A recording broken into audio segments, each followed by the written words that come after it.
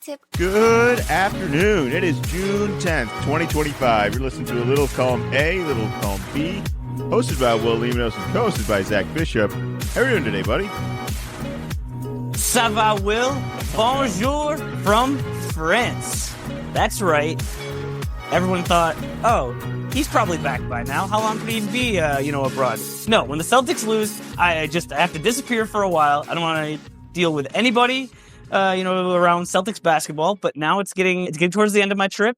I only have a few days left, and I am, starting to really have a hankering for American things. So just a quick little story. Earlier in the week, I was in a town. The whole group goes out for dinner. Afterwards, I went to a bar, see if I can make friends with the locals, test out my Spanish or French. We've been kind of flipping in between.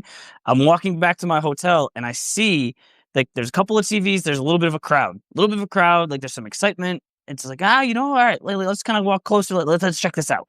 I walk a little bit closer. I see it is a soccer match, and I say, absolutely not. I don't care that I am abroad. Nope, soccer, not for me. I go back. It turns out it was Spain versus Portugal. Went to, 2 overtimes, penalty kicks. It's just like, nope, not for me. I'm so close to be back in America. I am reading all the reports about mandatory mini camps for football, real football, American football, and it's so far away. I get it. It's months away, but that's what I'm kind of focused on. And, the basketball, still, I'm hearing it's pretty good. And is there anything else? Anything else I'm missing from America right now? Well, it seems like you really missed out on all the tennis. No interest in tennis? There's some great tennis this week. Oh, I heard Carlos, incredible game in Spain, but I don't know enough to do like analysis on it, but very entertained. The way it has been fed to me on social media was that it was comparable to the Patriots comeback against the Falcons. No. Well, I'm not really into, tennis at all, but that at least put it into terms that I could understand of this guy, an all-time great, was down and made a miraculous comeback. All right. Well, the other guy had match point. Maybe twice. Yeah, he was in the driver's seat basically of this entire thing, and the other guy had only one way of coming back, and it was to do everything all over again, and he did it. If that makes any sense at all. So I do see it as a pretty wild comeback. But what I will say though is the way the sets are kind of, it's not like he was getting his ass kicked in the sets though. Like he was still competitive in those, so it wasn't like a complete dominance and then a complete flip. It was still a little bit of back and forth. But you missed out on that, is what I would say. I still do want to talk a little NBA Finals. I know you're not as quite in tune. I promised you more chaos, Zach. There was a Game 1 chaos again. Dude, so one, I messed up for Game 2. I thought it was there's been such a long break in between, and the time zone changes. So I was like waiting for Game 2 for so long because Game 1 was crazy. On the last podcast, I said OKC in 5 because the Pacers' luck, it has to run out. Like, it's at the end. There's no way. Then I wake up in the morning, I check my phone, and what do I see? Halliburton does it again. He does it again. I've never seen anything like this. Repeatedly. This year, under 2 minutes, clutch time, he's 18 for 20. Just put me in an empty gym. There's no fans. There's no pressure. For sure, I'm not an NBA player, but no one's trying to stop me. I'm not going 18 for 20 in an empty gym. It's just unbelievable. The desperation from Indiana is like a superpower. I don't know how else to and describe again, it. yes, yeah, and that as well. Of they're down at the half, they're down going into the fourth, and then even as it's getting towards the end of the game, it just that's where in Game 2. As I'm following from afar, I have to imagine there was still this, it turns out game, once you look back, like the game was pretty much decided in the third quarter. But when you're watching it, were you still thinking, this is still a live game? Like, I know it's double digits, but this is what the Pacers do. They just hang around just enough, and then all of a sudden, all this crazy stuff happens at the end. I still cannot believe that Halliburton and the team just again, and OKC's on the other side. They've seen this happen in this playoffs multiple times. Like, I don't know how you let your guard down. OKC is a really good team. They ran a really good offense at the end of game one. Every guy missed every open shot they got. There's not one shot you would take back. They just missed every single one of them. On the flip side to that, Indiana, with OKC all over them, still playing very aggressive defense, made a whole bunch of shots in a row at the end. And again, I don't know what you're supposed to do to stop this, because we're going to talk later. Coaches are getting fired for this. And now this guy's in the finals. We're all still saying OKC in 5, and we're going to possibly talk about maybe, is this a fireable offense now? Because this is how much these game one comebacks are sabotaging careers across the league. This is just wild to be reliant on these sort of comebacks. Game 2, I thought Indiana played fine, but OKC played better, and this is just the NBA Finals. You can't play fine and get away with it. They had to. And that was must win. You can't lose both at home and then try to make it up on the road. OKC, awesome all year, for sure. Won a lot of road games, but in the finals, you can't go down 0-2 at home. Either way, I think a lot of people are walking away from game one more saying, what happened to Indiana? And it was like, well, I can tell you what happened. Lou Dort happened, and Chet happened, and Caruso. It's like Caruso happened. Yeah. It's like Halliburton opting for, like, which car crash you want to get T-boned by. It's like, do you want the Mack truck in Lou Dort, or the stretch school bus from Chet? Or Caruso's like a wild animal. He's like a deer that just like jumped out, and you're not even sure if he's playing by the rules, because it's just one guy after another. So when you ask what happened to Halliburton in this game, because it's not his best game two, especially following such an incredible ending to game one, it's like, this is what happened. And he creates so much for others. These other scorers don't really create for him. I can see the math right here. It's like, I don't know why everyone else is like blaming Hallie for like, oh, he should have been more of a ball hog. Like, I don't think that's his game. Like, do you think that's like, if he does start playing that way, is that better for Indiana, or is that kind of going against what he's good at? I think that's just hindsight of, oh, well, this didn't work, so he should have done this. Where whatever he's doing is working pretty well these playoffs. I mean, it wasn't that long ago, a little less than a year. He's on the Olympic team, but he doesn't play. He didn't play, basically at all. And now he's like the lead guy on a finals team. So I think he should continue to do what he's doing. I agree with you that he has to be the playmaker for the other guys, and that he doesn't necessarily have the same playmakers. But I think it kind of works for most of the teams. Is the best guy is the best playmaker and makes his teammates around him better. I mean, that's what Shea's doing on the other side. But I don't want to get too like down on game 2 that the Pacers lost, because they won game 1 in incredible fashion. But that's the, like, obviously it's not the best case scenario, because the best case scenario is you win both games and then you're going home. But I can guarantee you talk to any Pacers fan before the series starts and said, would you sign up to be 1-1 coming back to Indiana? And that's 100% yes. I will sign up for that right now. I think even more can be said of winning game 1. Like, if you could do 1-1, obviously the two ways. You could have lost game 1 and then won game 2. I think it's really hard to win 2 games in a row. This pattern is just perfect if you're Indiana. It's the most ideal thing that could have happened, short of being winning 2-0, which is what they've done the last couple of rounds. So this is more of like a reality check where you guys don't have that safety blanket this time, and I hope they show up. I don't know why we continue to doubt this team. Have you seen enough to think that we can maybe go a little bit more than 5 games now? I should, but I think I'm going to stick with what I said last time. Like, this magic has to run out at some point. It does. Like, all of a sudden, Halliburton is going to miss one of those shots. He's just running. He's running way too hot. He's redlining this car. And at some point, I still think I'm going to stick with my thought. Pacers stole game 1. I'm going to stick with OKC in 5 until the next podcast, if I'm forced to have to make a different prediction. I think Indiana could still outshoot OKC in one more game, and you have the next 2 at home. Perhaps you have some road flaws from OKC, which would be weird. OKC is obviously capable of missing a lot of shots. It's very similar to when the Celtics missed a lot of shots towards the end, and I actually liked OKC shot taking, like the shots, the attempts they got a lot more. But obviously it's a possibility. So like if you're Indiana, like there's a window here, guys. If we just make our shots and they start missing some shots and we stay in this, there's no reason to not feel confident at this point. And I think they're going to get at least one more game. And then once they get one more game, the pressure just ticks up a little bit more. And we start reminding ourselves, when was the last time OKC did this? Oh, that's right. They haven't done this before either. So Never. There's a lot of Never.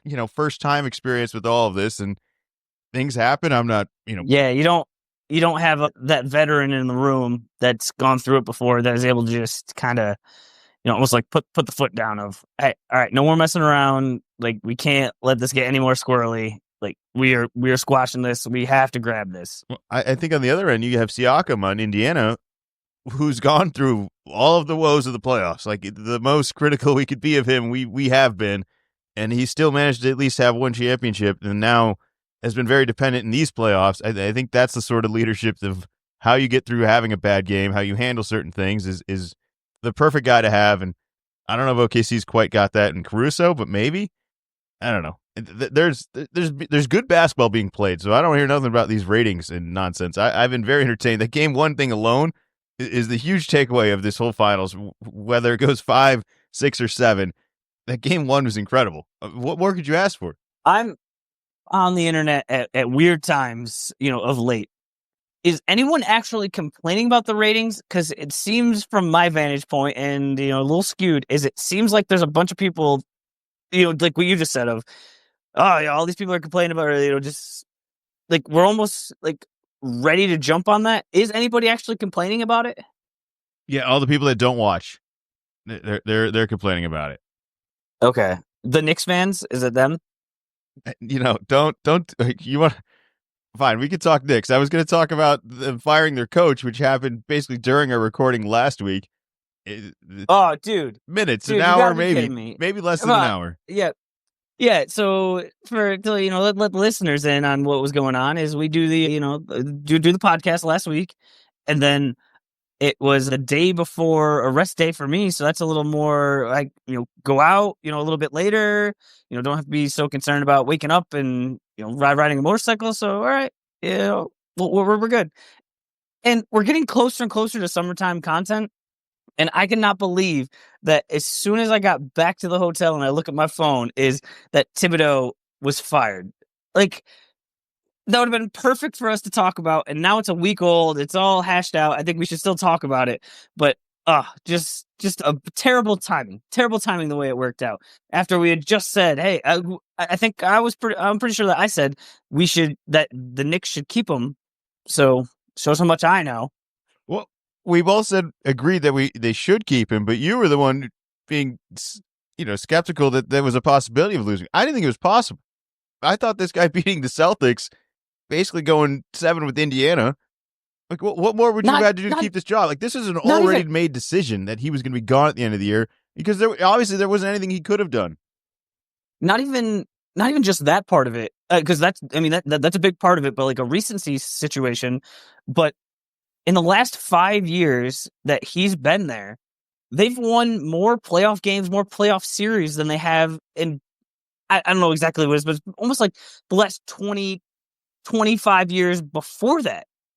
I mean, it's fun to look back because it's the Knicks, so it's just pushed more in front, like the Carmelo Anthony era of they got Carmelo Anthony in the trade. It was huge news, but the success versus just the bluster, the sizzle versus the actual steak, there wasn't really a lot there. So, I mean, I hear the argument of Tibbs is a guy that can get you out of the mud and get you respectable, but can't get you over the top. I don't think that's fair. So I was definitely surprised how quickly it happened. I mean, if you're not going to stick with your coach, I think you should make the decision as quickly as possible so you can move on, who's ever available. But I think it's rough. It'll be interesting to see what happens going forward. You mentioned his history. Let's talk about the future. I would say of all the years and all the success and all the improvements increment by increment, not once were we really ever taking the Knicks seriously. But now, after this year, after their most successful year, and looking forward of what the East is going to be the next year, I'm a little bit more respected of them right now. How could I not be? As a Celtics fan, you just tip your hat to it. So for them to say, "Nah, we don't want to run that back," after they decide to run it back, kind of sure making little improvements, but not really being a big threat, not making a really big swing. And this year, finally making a big swing and saying, "We don't want that anymore. We want something else," as if somebody else could have got us through all of this year. Just doesn't make any sense to me. Like this was a successful year for the Knicks. I just wonder what's going on in the background. Brunson's dad is on the staff. Is there something going on there? Just hearing rumors that Mikal wasn't thrilled with how his role is being handled, and the Knicks gave up a lot to the Nets to get Mikal, and he's under contract for one more year. So this year, over delivered. We talked about this last week, but say similar situation next year, and they make the conference semis or even the conference finals, and then Mikal walks, and now they don't really have any of those picks to improve the team. It's not going to look great. And I wonder if it's not so much of a basketball specifically a decision as much as it's just some of the people around that got in Dolan's ear and said, "Hey, we got to get rid of this guy." I don't know. I don't understand it. I'm not sure. How are you supposed to stop how are you supposed to stop a miracle, Zach? That's basically what I'm supposed to say here. Because if this is all just normally you don't want to stop a miracle. You could fire a lot of other coaches for the same sort of situation. The list is long. I don't know if that's a band name or a movie name, but that is awesome. How to Stop a Miracle. Well, that's what he's being fired for. Don't forget that. He's being fired for that game one. And we talked we talked about this last week of saying if he had gone 6 games or even 7 games against the Celtics and lost, it's looked at as, oh, well, great season, but weren't expected to beat the Celtics, but everyone said that it was going to be a sweep or 5, so we took him to 7. So yeah, great year, and I wonder if he's still around. Yeah, do you want to hear the best conspiracy theory I've heard on this? No, because I don't know who they think they're going to replace him with either. Like that's the other thing was there a looming rumor of who else is out there? Like I don't know. Mike Malone recently fired. I'm seeing a lot of. I can picture his face. The Villanova coach, Jay Wright. Okay. But he's retired and not an NBA coach. I think it's just it's just a fan fiction sort of situation of, all right, this guy that used to coach at Villanova, a bunch of Villanova guys, and just like putting them all back together. But that seems like fan fiction, not an actual plan. So does everything that's kind of happened though. It's fan fiction of like we're going to put together 4 guys that played together in college.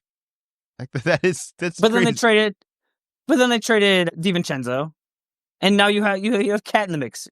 He did not go to Villanova. He went to Kentucky. Like what are we doing here? Will, you're the NBA guy. I'm the college guy, and I'm the one saying this is ridiculous. Like nobody cares. Hey, we got. Where's my Missoula shirt? Where's my Missoula shirt? Nobody cares.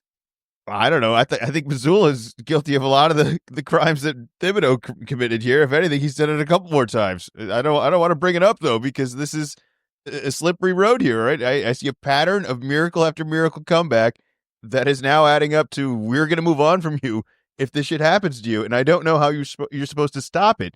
It's as if they didn't already do a bunch of things to prevent it. It's easy to overanalyze it all now, but it's hard in the moment, and it's not like they did everything wrong when these things are happening. It's a lot of stuff. Yeah, it's a lot, but I think a good way to kind of answer the question or like kind of figure it out or like what your thoughts are with a question is, if there was an opening, would Tibbs get hired like soon? I think so. I think so too. But he can't go anywhere. I understand that. He's got to go to the right place that understands that this is Thibodeau, and they got to buy into what he's doing, and he's got to do it his way. I wouldn't say it's quite as a Belichick thing. It's more of the way he's going to play. He's got to have the roster to play that way. He can't force other guys. Otherwise, it's just not going to work. I thought that was the one thing they had going for them with the Knicks is that they with all the errors and all the mistakes and all of that, I still thought they were all playing Thibodeau ball pretty well. And offensively, this is the first time ever Thibodeau had an offensive team. So like, I just thought a lot of growth in a lot of things here, in the worst time to get rid of him. I mean, you want to talk about reasons to get rid of a coach? Why don't we talk about getting rid of Spoelstra for the largest margin of victory for the Cavaliers in a playoff series, like of all time? That's not talked about. To a team, the Cavs, that lost in the next round. Like, that's not even that's not a fireable offense. I mean, Dagnall just blew this Halliburton game in the finals. Missoula blew. Well, we've done that. You know, just Atkins for the Cavaliers, they blew leads to Indiana. Like, I don't know, just because these guys didn't get along, I can't believe it. It's a shocking news to me. And as you said, it did come out last week, so there's really not a whole lot more there. So I have a new segment for us to move on to, and this is called Things We've Talked About Before. Are you ready? Oh, okay. I like this new segment. Yeah, I didn't prep you for this. Good. All right, yeah. I wish I had music, but I'm ready. Things we've talked about before. The Phoenix Suns have hired a new coach. Have you heard? I have not heard. Who did the Phoenix Suns hire? I don't even know. I was hoping you were going to tell me because I saw this news and was like, this is not being talked about. I didn't hear it on anything else, but I believe they hired one of the assistants from the Cavaliers. Haven't they done this 3 years in a row to zero success? I believe we've talked about that before. Yeah, that sounds about right. Does this move the needle anyway? Like, this team didn't make the playoffs last year. I know there's a roster with some names on it and some trade bait for everyone to talk about all summer, but they were all healthy last year, or at least healthy enough to make the playoffs. There was no excuse here. I understand why they fired the coach, but I don't think the coach is the problem, Zach. Is that not the truth here? Like you said, I think we've talked about this before, and yeah, they keep bringing in these coaches because you can't change the players, and it's just not working. We talked about this multiple times this year. I'm trying to figure out, this team has names. It should work, and now it seems like coming into the offseason, I was listening to Zach Lowe earlier today, and he's talking about different Kevin Durant trades as if it's just like a foregone conclusion. And I don't know, it still got the new owner, newish owner, and just wondering, like, how many times is he just going to rotate the coach? Where that team, I still don't get how a team with Durant, with the rest of those guys, couldn't even make the playoffs. There are other teams that wish they just had one of those guys, and some of them kind of almost sniffed the playing game. These guys had all these guys. It's still, look, it's a good West. All right, we were talking about how much better the West is. The idea is that you can't just shortcut this. This is the sort of roster in the East. It's not going to be successful, but it's at least in the mix, and then you could sell it as it being mediocre. This being a failure in the West is unbearable, and I wish Jordan Ott the best of luck there in the Phoenix Suns, and hopefully this isn't something we've talked about before again. All right, another things we've talked about before, segment 2. Ainge is leaving the Boston Celtics and is going to the Utah Jazz. Things we've talked about before. What do you got for this one? You're right. You're right. First time was the dad. Now it's the son.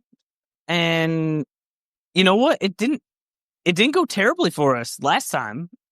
You didn't think it was necessarily the best, but I think that Brad has done a tremendous job as the GM of the Celtics, and Austin was in the mix, and now he's going over to the Jazz. A lot of nepotism talk there of, especially after the LeBron and Bronny situation of, oh, well, look at this guy. Well, just because his dad was a general manager, now he gets to be a general manager.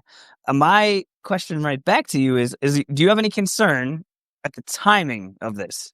Because we're getting closer to the draft, which I don't think the draft so much is really going to impact us. But again, things we've talked about before. The Celtics are super expensive. Tatum is hurt. There must have been plans being talked about of what we are going to do to get under the apron, to what the short and long-term goals are. And now someone that knows all of those plans is now working for another team. What is your concern level there? I'm not that concerned. we still view Danny Ainge, senior Ainge here as a good GM, right?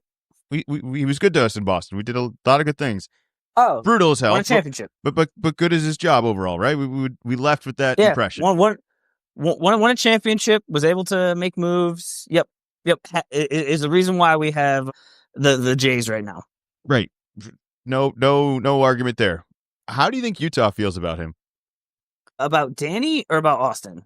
Well, I'm more saying like or both. Both to some degree. I mean, we're all high on these guys. We're all a little bit like, oh man, isn't it kind of weird? Like this guy's leaving us, and it's like, well, his dad always kind of said he wanted to do this anyways. There was always kind of rumors he was going to move back to Utah, and that was kind of where he wanted to settle down. And he was getting older, so it did kind of add up a little bit in that. But I'm more asking of like, well, what has he done for Utah? Why do we want more of this? And they're two totally separate people. Like I should group them together. It's just more of that they're buying into what we're missing, and I don't know if it's working for them. And maybe we shouldn't be overthinking why they're leaving and just let them leave. Is what I'm saying. Like is there maybe a possibility of that? I don't think so, because when Danny got over there, he was able to make some moves, and then the team was kind of overperforming, and he had to make more aggressive moves. But you have Donovan Mitchell, who is now with the Cavs, and you have Rudy, who is now in Minnesota. So they're doing the rebuild. It's just going to take a little while for these picks. Because remember, especially, I feel like I think of the Rudy trade more of they got a lot in that trade. So it's just going to take a little bit. And maybe you don't win in the first year or two with those trade picks or those swaps. But I mean, we'll see what happens with Cleveland. And kind of similar with Minnesota. In the not too distant future, are all of a sudden they're struggling, and now those picks that are going to the Jazz look a lot better. And whether they parlay those together to get more current talent, or if they use almost like a OKC strategy of you get somebody, or in the draft over and over again, just all these guys. But I think it would be too quick to say that Danny has not been successful. I think it takes a little bit. We're waiting any day now. It's sure it's great. They have the coach now, they have the GM, and now they have the son of the GM. It's we're getting the band back together is a real thing over there. Are you at all concerned that Missoula is going to get picked up here too? Like, how much of the staff do they want? I don't think Missoula was part of this plan at all. So on either side, I think you'd have to be more concerned about Ime going up there to really get the band back together. All right. Yeah, well, spook Houston a little bit over there. All right. The things we've talked about before segment continues. You ready? Things we've talked about before. Aaron Rodgers is going to a new team, and the Steelers have a new starting quarterback. Things we've talked about before. What are we doing here? Yes. Yep. I thought that this has been incredible. How much talk is going into this, and I get Aaron Rodgers, former MVP, former Super Bowl champion, but very much at the tail end of his career, and just how much has been talked about. And when the actual season starts, based on what I've seen him on the Jets last year, I was going to say multiple years on the Jets, but the first year, I'm fine. That's a mulligan. You get hurt on the first drive. All right. But last year, it wasn't like you were adding this phenomenal piece, guy in his prime, gonna turn things around. It's how is there this much news? Like I mentioned before, this all sizzle no steak. Like this seems like an all sizzle no steak story, big time. Of we can keep talking about it. I mean, yes, his name is still Aaron Rodgers, but the guy you were getting is not the guy from the mid 2000s. Let's talk about the guy that you were getting in terms of, I don't know, maybe this iconic Steelers franchise. I'd say he's the least Pittsburgh Steelery of a Pittsburgh guy ever. He's a diva, and I don't know how that's going to work out. I think this plays out. Best case scenario, they are their normal 8-8 team, and maybe they're a little bit more of a threat. Maybe they don't lose all of the last 5 games of the regular season and sneak in, but that's best case scenario. The likely scenario is that this team doesn't go 8-8 and finally bottoms out, and it's only because of this move here. Because the real story here is the franchise that I talk about so highly, the Pittsburgh Steelers, that is always at least this 8-8 sort of mediocrity. How do they corner themselves to a point where they're relying on a quarterback in June 10th? They're signing him. I think that's the bigger issue here, rather than whether this is going to work or not. How did they corner themselves into only having this option? Well, I think you look at their recent quarterbacks, and a little Mason Rudolph, a little Pickett situation, and maybe you're just thinking, all right, these young guys are not where it's at. We're looking to do, there's very little upside, but maybe the floor is higher with an old Rodgers. But I mean, remember, it was earlier this offseason, they traded Pickens, so he's not going to be there. It would be interesting if this is a management versus coach kind of deal, like you said, of Tomlin always getting the teams just above 500. Always. Always, always, always. And so wondering if they're just, hey, deal with this. Try to figure this one out and go above 500. And we would love to just bottom out 1, 2, like do a rebuild. It's almost like you have to force the coach of, here are the ingredients you have. Now try to make a delicious meal. I think regardless of the outcome this year, even if it is the best case scenario, they're drafting a quarterback next year, whether it's pick 15, 30, or 1. They have to draft a quarterback next year. I think that's what this move says to me, that they are, regardless of this, they are getting something else again next year. So it will be, as the segment is, something we've talked about before, where the Pittsburgh Steelers will probably have a new quarterback next year. I hope they don't wait till June 10th, though, because I don't want to hear the stories all summer again about, is Rodgers coming back or not? I think they knew. I think they knew. I think that they've had an agreement in place, but he's 40 plus years old, and he didn't want to go to, or he didn't want to, probably both. He didn't want to go to voluntary camp, and he didn't want it to be a story that he didn't go to voluntary camp. So it was just easier this way of, yep, no, I'm going to go, like, I'm going to play for you guys this year. They said, all right, cool. You're the guy. We want you to be the starter. And yeah, you don't need to go to, the rookie camps and, the young guy. Like, you've been doing this 20 plus years. Cool. When the real stuff starts, you're ready to go. We're ready to go. That's what I'm thinking.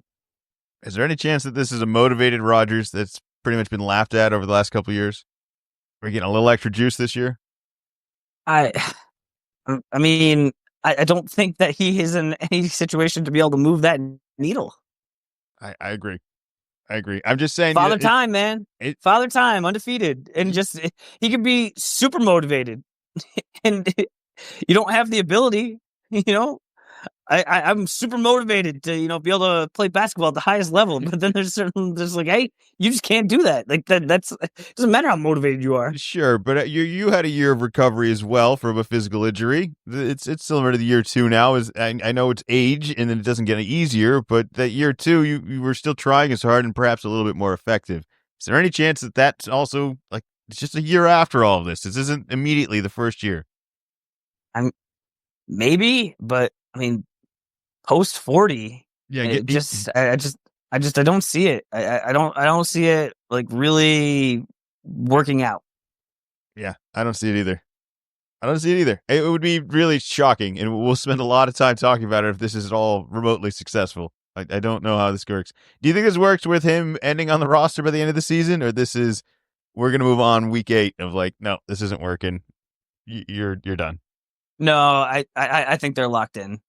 All right. I think they're locked in because if they had drafted somebody high, then it's all right. Rodgers isn't working, bench him. But if you bench him, like, that is a new story just right there. And I think it's still Mason Rudolph is the backup. So I think we all know what to expect there. So there's not really a push even from the fan base, where normally there's at least a little bit of starters and playing well. Oh, the backup's the guy. We want the backup. But it's like, we kind of Mason Rudolph. No, there's gonna be no clamoring for that, even if Rodgers is bad. I think Brady made this look really easy, and it's not easy. I think that's just a miracle of a season for him too. To think that you could just kind of do this, and this is pick your place, and it'll work out. And sometimes you end up signing with the Pittsburgh Steelers in June, and that's Whew, that's Yeah. a different story there. Yeah. All right, that's it for the things we've talked about before segment. We're going to close things out with the National Collegiate Athletic Professional Association. I don't know if they're going to call Oh, it have they that. officially changed it? No, I'm making up That, names that, here. All right, but now are they not? I've always said this of like I'll be more into this if this is more of a professional organization. It is now schools are allowed to pay athletes situation here. There's a bit of a cap, which is interesting. There's $2.7 billion in back payment to former athletes. There's a commission to more or less monitor NIL money, because that's the other weird loophole, is that the schools have a cap, but the name, image, likeness, I think, is kind of like a little bit more of a Wild West here. But this is now sounding like a very professional organization, Zach, is it not? This is, we got it. Schools are paying athletes. Big time. I think we've known that this is going to be coming for a while, and it was just a matter of when it was finally going to be, I guess, finalized. Just, drop the gavel on that. I think that big picture, this is good. It makes more than the NIL situation of the fans being involved. It's awesome. It's good. Players getting paid, but makes much more sense of the schools are the ones negotiating the big money contracts with TV, with the different athletic companies. So, dealing with Nike, like, I feel like that's where the real big money is. And the athletes are the ones doing the work. So it makes sense that they would be paid accordingly. So big picture, I think it's good. The problem is that the NCAA thought that they were going to be able to beat this, and for so long were able to just kind of, fly under the radar of, no, it makes perfect sense. No, these are amateurs. So yeah, no, we're making billions of dollars, but no, like these guys, well, we got to keep them amateurs because no one's going to watch if they find out they're getting paid. So now they've been legally forced to have this happen, and I think that there is a difference between what is legally the right thing to do and what is best for the sport. And I'm not sure if these are exactly aligned, and the way that it happened has definitely all sorts of weirdness and janky, and I think it could have been done so much smoother if the NCAA had any sort of forethought. I think it would have been easier if they had said, okay, these are employees of the school. They could do a collective bargaining agreement similar to the pro leagues. I don't know if it would be at the highest of levels or if it would be at the conference levels, but now it's, you mentioned salary caps. I think that's being talked about. I don't know if that's been finalized, because it seems like million cap for all sports, and it'll be allocated based on the sports that make the most money, which is also a little bit of an issue, because it's not it's not men's and women's even. It's the money made from the sports get to spend a percentage. And because that just seems interesting to me, because in the pro leagues, it's a non-profit organization. You have you have the union as part of it that does negotiations, and so that's how you come up with the rules. But as much as the sport looks the same, the setup for college is just totally different. And so there was no, I don't know how the negotiations happened of how did they come up with that 20.5 million number, because I imagine the players want more, the schools want it to be less, and just wondering if are we going to be right back in the courtroom in a couple of years saying, hey, you were preventing me from earning the most amount of money. There's going to be some elite college quarterback that's going to come in that's saying, hey, I'm worth 20 million right on my own. So why am I being limited? I actually think it's going to be another Caitlin Clark sort of situation where a school is giving the football an enormous amount of money, and they say I don't want to name a school. Let's just say that they are historically a good football school and they are struggling of recent. And suddenly this women's basketball league suddenly picks up, and that's the team that's getting all the money. And it's like, well, it'll shift where the football team, in theory, if this follows the process it's supposed to, where that football team will lose money and that women's team should gain money. And I don't know if we're used to how that's going to swing back and forth too, where, like you said, there's this money has to be shared.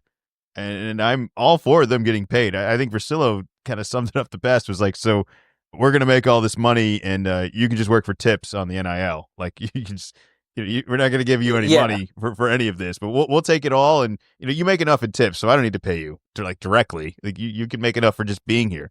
I offer you the opportunity to make that money, so I don't need to pay you anything. I understand you that. figure it out. I understand that there's so much money being made here. It's kind of ridiculous that there isn't any money going towards them, but it sure adds a whole lot of obstacles, and it kind of forces you to group all of the big schools together, does it not? And it makes it almost impossible if you're these smaller schools of how are you going to handle this not only transfer era now, which is a complete madness of its own, but the financials of being matching schools and constantly having the money chasing younger adults of the world going all over the place here. Like, this is going to be a wild era, and I know it's going to be a money hungry era for sure, but we will probably fizzle out to a point where what's the small school going to be selling that'll be like allowing everyone to go group up together? Like, it's gonna take some sort of clever planning of these small schools, and I don't know what it's going to be. Like, is the history enough? Location? Is the alumni enough? I mean, I already heard Barkley saying he didn't want to even give the alumni money anymore because every year it goes up. And he's like, I'm not giving anymore. I already give, I'm sure, an enormous amount. Is the plan for these schools to see all this money back? Like, we'll give you this all up front right now, but like alumni, we're going to basically collect it 10 years down the road. Like, there's so many weird situations here that I don't know how we end up out of it without changing everything a whole lot. So like, this is the first 1.0 of this. 2.0 will look completely different. And how fast do you think we get to 2.0? I think it's going to happen quickly. And I'll say in the next 5 years. Yeah, I think it has to. We're going to run into all the problems you said. We've opened up this new marketplace, and the Barkley comment is a great one, where initially it's, oh yeah, I want my team to be good. Yeah, how much do we have to give to the collective? Yeah, let's make this happen. And now, as it goes along a little bit, it's like, oh well, the schools are paying them, so maybe the school takes care of this, and I'm still willing to donate, but maybe not that much. And especially if you donated a significant amount of money, hundreds of thousands or millions of dollars, and then your team wasn't that good, and I have to imagine. You can only have so much disposable income and do that before you say, I'm tired of this. Like, if we're only going to go 500 when I'm spending big money, what happens if I don't spend any money? Like, how can it get worse than this? Like, no, like, I wash my hands of it. I think the smaller schools have always had to get more creative.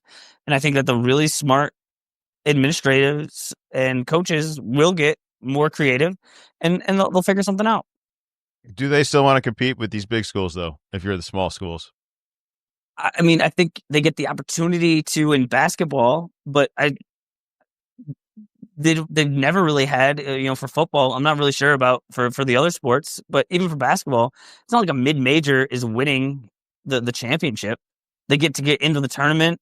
They might get talked about for the first 2 weeks, but pretty regularly by the time it actually gets to the Final Four, there's not a lot of mid-majors that are making it that far. Yeah, I understand they get to kind of chase the coattails of the big schools of, welcoming them into their place and, getting to go to their place, and then whatever, I'm sure some TV deals and nonsense from all of that. I just, if this has suddenly become a salary cap thing, which I'm acting as if this has always been such a fair sport, with the money of these big schools being compared to just general recruiting, general of everything, the school itself, the facilities, the coaching that you get to play for. Like, there's always been a bit of a spending difference. Now it's just a little bit more. Big time. But now it's much more upfront, and I think that is one of the positives of the players are getting paid, and they're getting paid legally. And I think what would be helpful is if it's the schools doing it. Is right now with NIL, it's like announced, but from all the things that I'm hearing is that it's still a lot of agents like overinflating how much their clients are getting paid, which I totally get. There's no way to really track it. Why would you say your player what the actual number is? It's almost the same way on a roster is. Yeah, all of our guys are over 6 foot for sure. Like, yeah, that guy. Oh yeah, no, he's definitely 6'7". Well, when he stands next to another 6'7" man, he looks like he's 3 inches shorter. But you just, you overinflate it because that's good for business. But going forward, if the schools are doing it, I think that's going to have to be much more accurate, especially the state schools where that information, I think, is going to have to be public. So you'll know exactly what these guys are earning. And I think it all being above board, I think, is good. All right, one last thing with all of this. I think this does finally impact, and the NIL, I think, already was having a little bit of an impact of guys maybe possibly weighing the option of staying in college an extra year. And I think the more players that stay, the better the talent pool gets because you're getting repeat people, whether they stay at that school or get added to another school. This should be a big step up in gameplay, I think, across the board. Is that, can we look at this maybe possibly as a good thing? Like, I see all the bad stuff is going to happen, and it's going to be talked about nonstop. But is there any possibility that maybe we just made the league better? I think that is absolutely true. I wish I could remember the specific numbers on it, but the amount of guys that from college that declared for the draft this year, almost like the reverse of the number of transfers in the past few years, has grown exponentially. It's been on the other side for the draft. Way, way less guys have declared for the draft because it's no longer, all right, well, I think I'm going to have to go pro. I'm making zero money at this school. I need to start making some money. And so whether, and for most of these guys, it's not going to be in the NBA, but you declare for the draft, you're able to go through the combine process. And then I'm sure you get seen and you go somewhere overseas, where now it's actually a lot of the European guys are saying, hey, I'm a pro over here, but I could make more money with this NIL and this college, this American college, and it's changed the flow of it. And I very much agree with you that I think it is going to improve the play because these guys aren't leaving and going somewhere else, and you're getting more upperclassmen in a separate Congress or congressional deal going on that I believe is happening also right now. There's a guy, Ziegler from Tennessee. I think he is pushing for, because of NIL, why is there a limit on how many years of college I can play? And I've mentioned this before. I think that in the not too distant future, what was college basketball and the NBA will be much more head to head on professional leagues, as college says, I think it'll happen incrementally, but why is the limit 4 years? During COVID, all right, we'll have an extra year. Okay. And that, I think, improves the play. And I'll be interested to see, okay, can you increase the years of eligibility?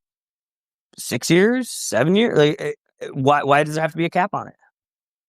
Are we allowing people back in? The backing up of all this is a little funny too. I mean, we're paying people back pay. I don't understand who's getting all of that. I don't understand how we settle on that amount. I'm not disagreeing with the form of it. I'm a little concerned on the allocation of it, I guess. It's all right, so we're going to say we're giving back a big sum, but until I start hearing people saying checks have arrived, what difference has really been made here? So I will be interested as well on, it's a sort of like a class action suit where you hear the number and the number sounds enormous, but then like you said, oh yeah, cool, I played in 2010. Someone like John Wall could have made a bunch of money in NIL, was not able to, but once the check actually makes it there, I got $19.27. Yeah, and with cool, the letter they asked for an alumni check, a donation. Probably. It's a big era. It's a big change. All right, we got to get you back to vacation mode over here, so let's get on the outro here. I want to remind everyone to subscribe, little column A, little column B. You can follow us on wherever you listen to your podcast, YouTube and Facebook, and you can follow Zach on his X account, which is Wicked Z-Man 24. All right, anything for the people? What are we doing out here? Worldwide traveler. Yeah, I was able to check off a new country yesterday. I went to Andorra, not for very long. It's a very tiny country in between France and Spain. I don't think I really knew that it existed. It is a tax-free zone, so you can be able to do some shopping pretty cheap. Like I said, it was pretty quick. didn't get to do too much exploring of it, but was cool to check a new country off of the list. The second one on the shirt. I've never seen Star Wars. Is that the new show? Is that where you are? I have no idea how it relates to Star Wars. What is it? Andor? Isn't that the show name? Where are you? I am not sure. I don't know much about Star Wars. Yeah, no, me neither. I don't know not much about geography either. I did not see any Star Wars stuff when I was over there. But again, I was only there for like a few hours. It's a very small country. How quickly was the tax-free thing brought up to you? Like, was it the leading point of the area? That was probably the main thing about the country. Did other people act on this? Like, was this suddenly like, is this like a trick to just spending? It's tax-free. Everyone so. Go buy. Yeah. Window shop now. Yeah, and that was kind of my thought was, well, it's one thing if you get a deal on something you want, but if you spent more money than you were expecting to spend, then that's not really the best thing. So, some people may have bought stuff and saved 20%. Well, I didn't buy anything, so I saved 100%. Wow, look at that economics there. You must have went to school for that. Super smart. We got a finals game tomorrow. I didn't ask you who you got in game 3. 1-1. Game 3, like I said, I still think OKC in 5, so I'm going OKC all the next ones. They're going to get their act together. No more messing around. No, I think Indiana's going to go up 2-1. The rabbit's foot. The lucky rabbit's foot, it's over. It's over. Why? They used it all up. Why is it still lucky? How many times are they going to do this before we're just like, hey, this is what these guys do? All right, and then if they do it, we're going to say it was still lucky. This is nonsense. I'm jumping on the bandwagon now. This is real. They're going to go up 2-1. We're going to be tied going into game 5. And we'll talk about it. More chaos is coming. You're not ready for it. I keep warning you. I'll be there. More chaos. I'll be there. I'll be there ready to go Monday.